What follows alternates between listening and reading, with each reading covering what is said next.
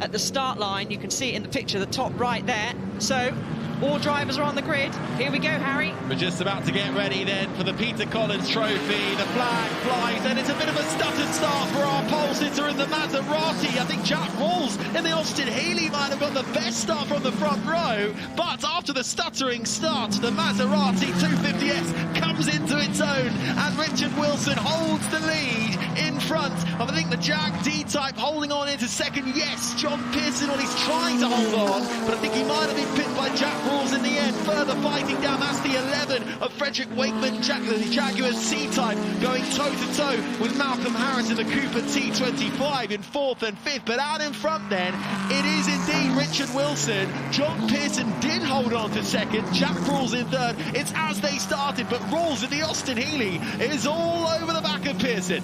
He is, and a great shot there from our drone on the exit of the St Mary's corner, and going to be a challenge possibly round the outside. That's brave to do that at Levant from John Pearson in the Jag D-Type. Thinks better of it, but Jack Rawls thinks to have a go down the inside in the Austin Healey. It's as it was at the start of this race, 25 minutes and counting on the opening lap. The Maserati 250S has the advantage for now, but John Pearson in the Jag D-Type steams past him down the inside and makes it look easy. The straight line speed of the Jag, not a match for that Maserati, but is the Maserati going to fight back? Takes a much tighter line to the apex, actually compromises on the exit as they come into the chicane, because now Wilson has got the Austin Healey of Jack Rawls all over the back of him, and they're bringing the Cooper of Malcolm Harrison along for the ride as well. Lap number 2 we go. Yeah, John Pearson really working his 3.4-litre Jag. The Maserati only has, I say only, still a decent amount of grunt underneath that bonnet, a 2.5-litre of course, but we've got such a mix here in the top 3, so it's a Jag D-Type, we've got the Maserati, we've got an Austin Healey, a Jag C-Type there with Frederick Wakeman in the 11 car, and then the 55 of Malcolm Harrison in the Cooper Bristol. Further down in the pack, good start as well for the number 8. That's the Ferrari of Scott Redding, who's made up a couple of positions as well. Sorry, it's Joseph Rettenmeyer, my apologies, in the Maserati 300S that's made up a couple of positions as well. That's way further, he's in 6th at the moment. And then Redding in the number 28 car. That is the Ferrari 500 TRC. Started in 10th, he is now up into 8th spot. That's what's going a little further down in the field. But after initially a stuttered getaway from pole, he managed to hold on to the lead in the Maserati of Richard Wilson, but then came the Jaguar D-Type of John Pearson and managed to get a better exit out of the corner, better straight line speed. The momentum was with Pearson, but the gap is still less than a second. Rawls in the Austin Healey is third. Then comes Wakeman in 4th in the Jaguar C-Type.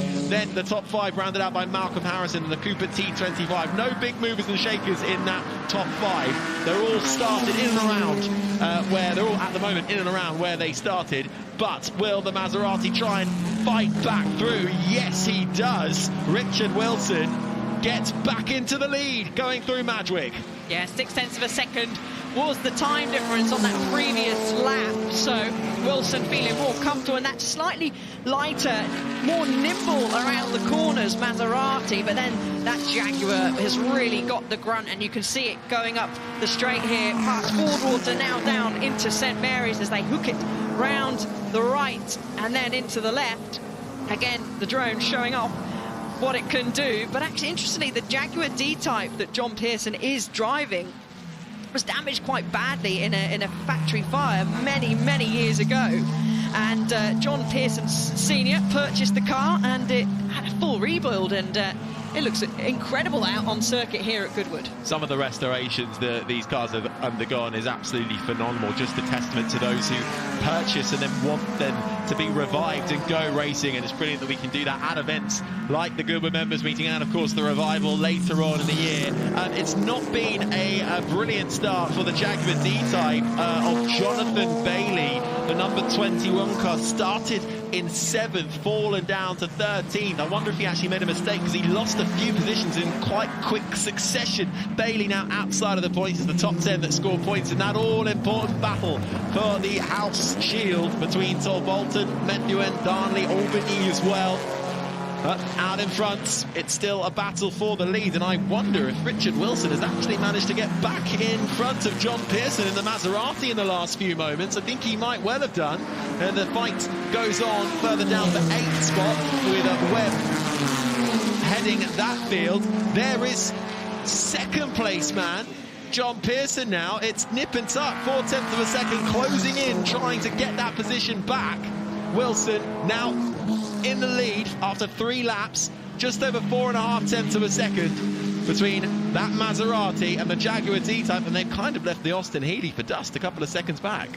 You can see Richard Wilson desperately using as much road as he possibly can just to physically keep up the momentum in his Maserati. Of course, he's then going to be under pressure down the straight from the Jag D-Type, so he's driving a great race, and almost a little bit of a tactic going on there, because obviously they're totally different types of cars and different performance areas, better than maybe some compared, so you have to really try and make sure you utilize your car's best performances, basically best areas on this track.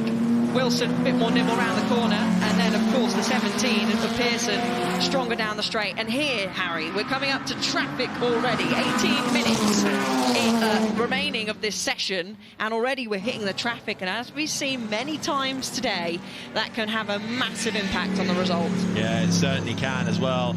Hearing of a couple of retirements as well. Further back in the pits goes the number 2 car of Gregor Fiskin. That's the Cooper Zephyr, which is coming to the pits, and the number 44 as well, which started quite the way down. That was Michael Grossfilier in the Allard down into the pits, although I think he might have come out again. We'll wait and see, but trouble then for a couple of riders further back in the pack.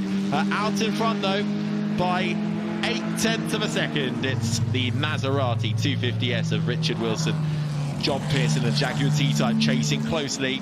Then comes Jack Rawls in the Austin Healey. Nice battle though continuing on for 6th place at the moment, with Joseph Rettenmeier in that red number 8 Maserati 300S keeping at bay the 75 behind, and that is Oliver Mathai in the Jaguar D-Type trying to make up positions.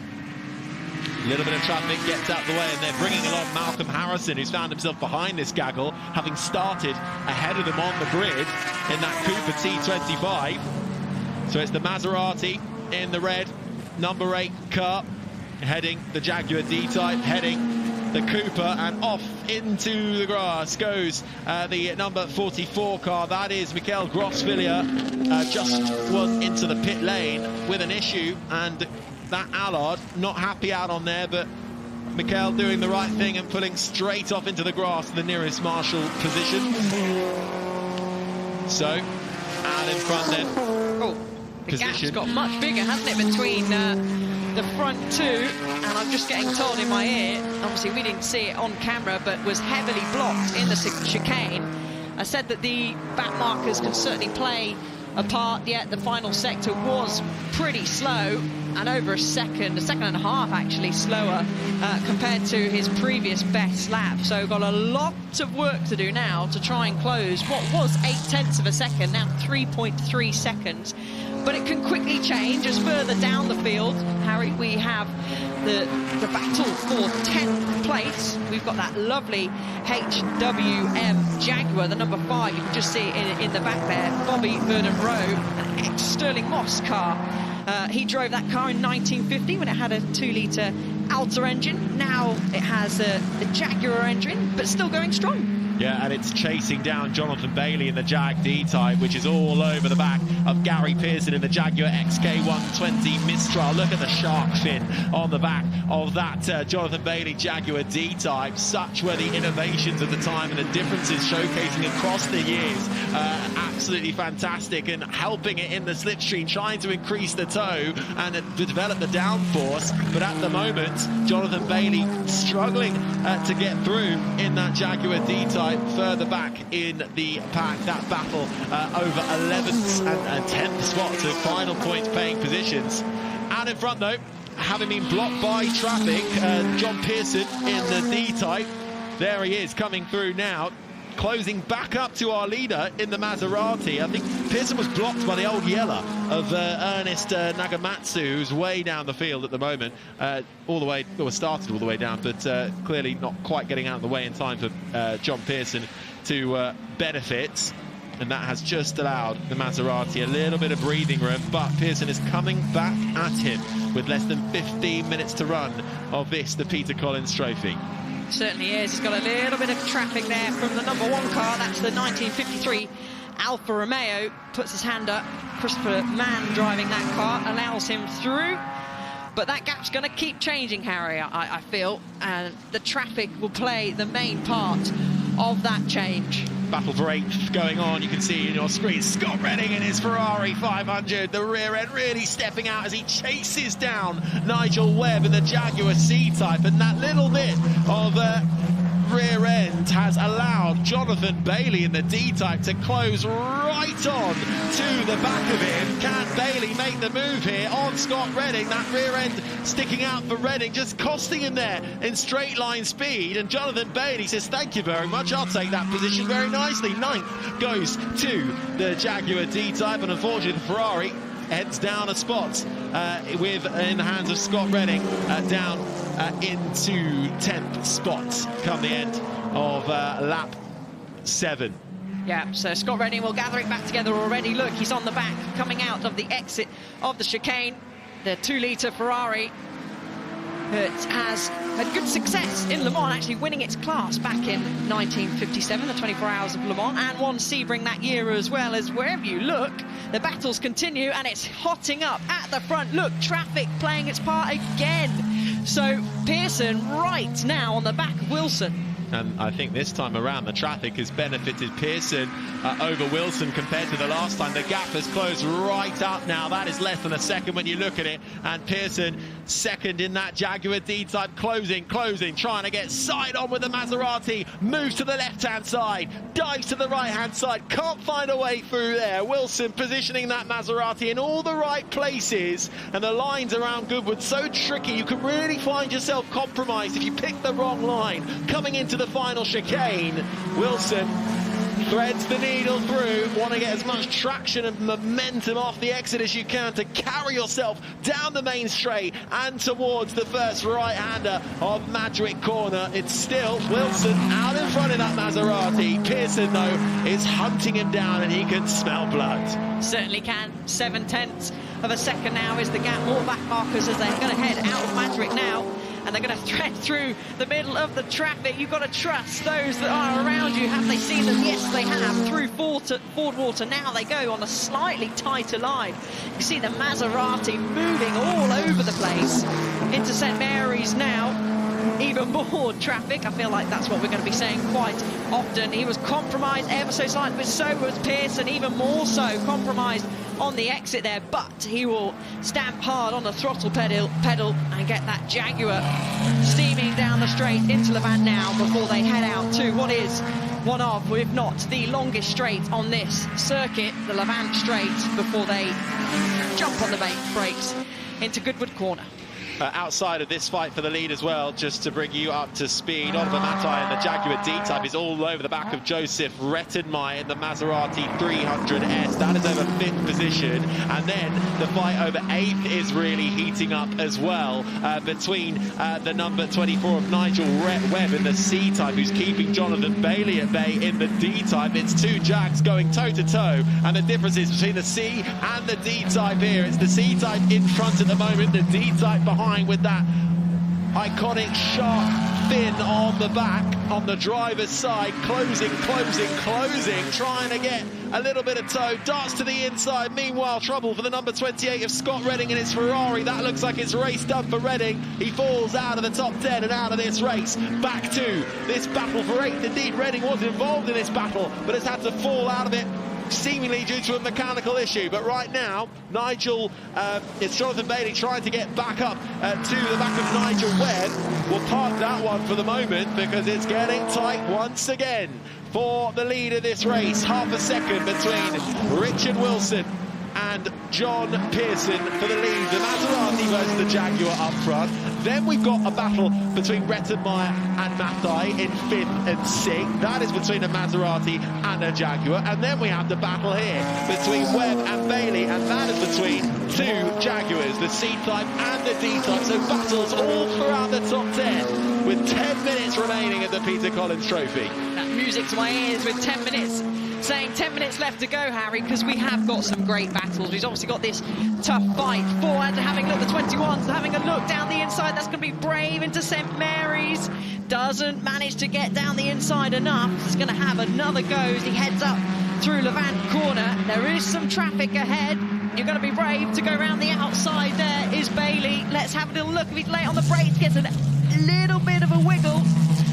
Is he going to try and get the cutback? No, not quite.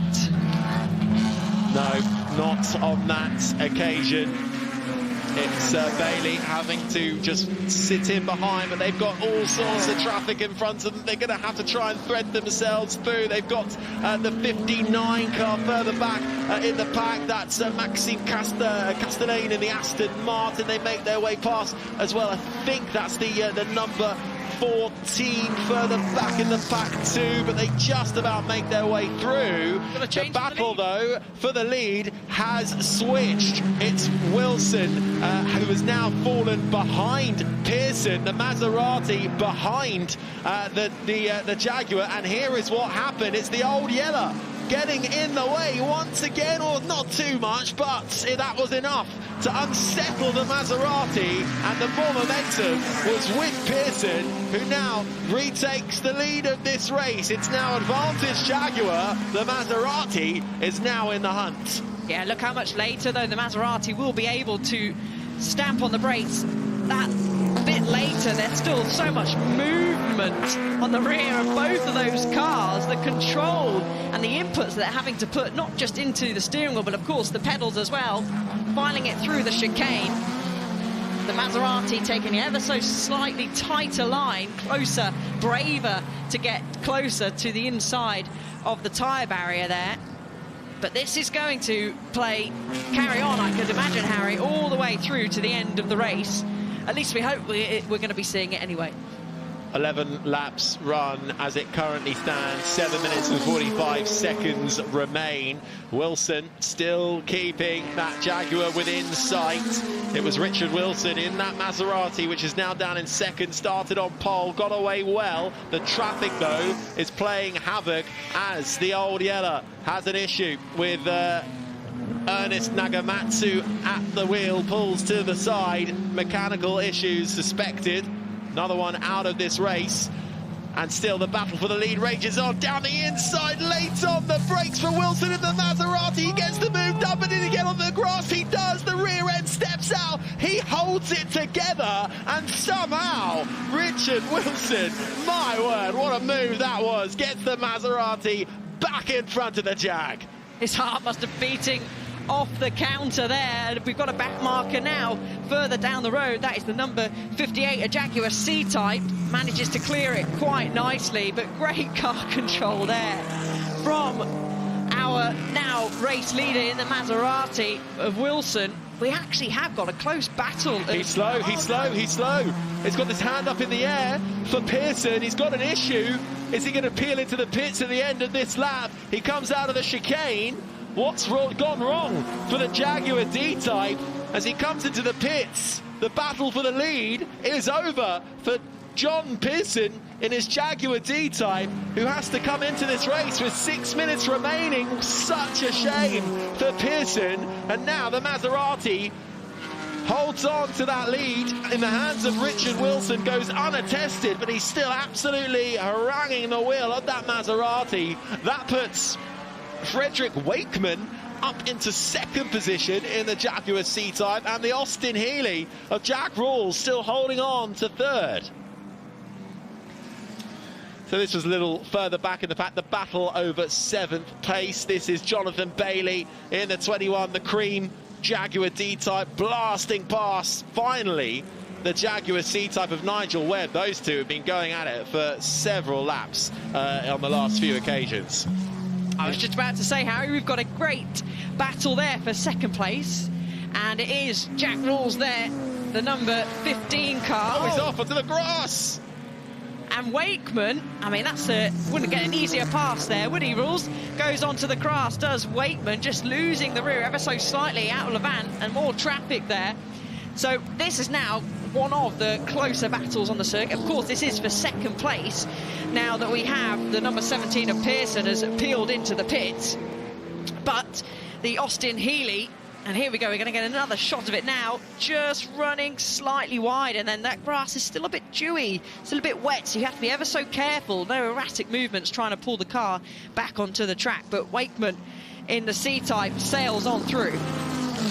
10 seconds, the gap Richard Wilson has out in front in his Maserati 250S. It is now Jack Rawls in second in the Austin Healey. Third is now Frederick Wakeman in the Jaguar C-Type. In fourth, climbing his way up through the field in the other Maserati 300S is Joseph Rettenmeier. Traffic once again for our leader, but he doesn't have anybody right up behind him who he's doing battle with to cause too much havoc. But that 77 car of Nick Jarvis, that's the Allard, not proving too easy to outmaneuver. Rettenmeier in fourth. Then it's Oliver Mathai in the Jaguar D-Type in fifth.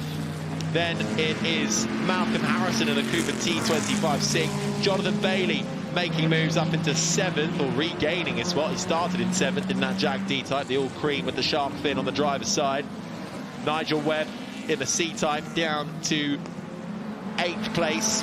Gary Pearce in the Jaguar XK120 Mistral in 9th, and then in 10th, rounding out the point scoring places at the moment in that number 5 HWM Jag is Bobby Vernon Rowe. They are your point scorers with 3.5 minutes left to run. So a race prepared. Healey there by Bill Rawls, and it's driven by his son Jack, and I'm sure they're watching nervously on the pit wall. It's Glenn Cayley that owns the car. The move's coming, Alice. Neck down the main straight, back down the inside goes Wakeman, and the Austin Healey, it really is, you could say, punching above its weight. 2.6 litre engine underneath there, compared to that of Wakeman in his Jag C-Type, 3.4 litre. So Jack doing a great job there in the Austin. Well, Wakeman then back in front, up into second for the Jag C-Type. The Austin of Jack Rawls down to third, clinging on to that final podium position. He should hold on to it. It's quite a way back to Joseph Rettenmeier in the Maserati 300S down in fourth. But it's Maserati, then it's Austin Healey, and then it's Jaguar. So 3 different manufacturers currently on that podium, placing after 14 laps, and there is your leader, unattested for the time being. Such a shame to lose early doors. It was such a shame to lose the drivers battling it out. John Pearson in that Jaguar D-Type having to come into the pits. I feel like my commentators curse that, so Pearson could come and find me after this race. I'll put my hands up. I was hoping we were going to have such a great battle, and we were. We were on the it was on the cards to have such a great battle between these two, but we still have some great battles further on, as we said, for second and third. Also, for fourth and fifth, the gap there across the line last time round. The number 8 car, Rettenmeier, was just over 0.4 of a second. There is your race leader. I think we'll get this lap and probably one more after it as well for the Maserati of Richard Wilson. Then Frederick Wakeman in the Jag, and then Jack Rawls in the Austin Healey. Just having a look and see where some other tighter battles are. Oliver Mathai is still right up behind Joseph Rettenmeier, less than 1/10 of a second between those two, and on cue, here they are. It's Joseph Rettenmeier in the Maserati, the all-red number 8 car, just in front, currently in 4th spot, keeping Oliver Mathai in the Jaguar D-Type behind, but Mathai has been right on his rear end for the last few laps, but struggling to get through on that Maserati. He's running out of time to do it. Certainly is. Not many options to overtake around this circuit, and they're coming into St Mary's now. Similar lines, a dab on the brake just to get that front end in and kill a little bit of speed through the second part of St Mary's. But this battle's still ongoing for second place Wakeman now looking at the sectors, not as fast as Rules in that first sector, but very, very similar. Actually, 1,000th of a second between them in sector 2 in terms of that split. So this is going to continue now as even more traffic ahead, and will play its part. And they'll all be hoping that the traffic goes in their favour. We got the 55 car. It's Malcolm Harrison, who started up in 5th. Cooper Bristol has gone for a trip on the exit of St Mary's. Let's just have a little look. Yeah, it went off fairly early on, luckily for him and the Cooper. It's plenty of runoff and practicing his car control in the weeds. I think that bit needed mowing as well, making its way back onto the track. Such a shame, though. You can see picking up a little bit of scuff on the side and coming to a slow. I wonder if that's more than just a driver error, if there's a bit of a mechanical issue going on there, but such a shame. Yeah, it's just second place. I'm just trying to see who might have been around. Bailey was around, but the gap was fairly large, so yeah, that's so unfortunate. I think Bailey has just gone through, actually, and Harrison, will see how he can cling on to this, but I think he will plummet through the field. Just a couple of corners left, though. This is the final lap for the Peter Collins Trophy, as we enjoy these fantastic sports cars ranging from 1948 to 1955, and king of the field, you have to say, has been this Maserati 250S in the hands of Richard Wilson. Started on pole. Great battle with John Pearson. Unfortunately, Pearson had to peel into the pits, and that led the way for Richard Wilson, who will come across the line and take the checkered flag to win the Peter Collins Trophy. The Maserati is victorious.